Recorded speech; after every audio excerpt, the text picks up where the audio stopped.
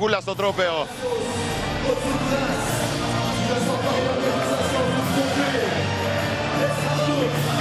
Το σύνθημα του Euro 2004 τραγούδουν οι παίκτες του Ολυμπιακού.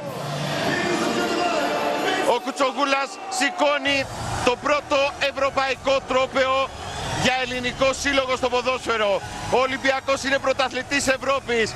Οι παίκτες του το χαίρονται, το γιορτάζουν, το άξιζαν, το πήραν με εμφατικό τρόπο κοντρά στη Μίλαν.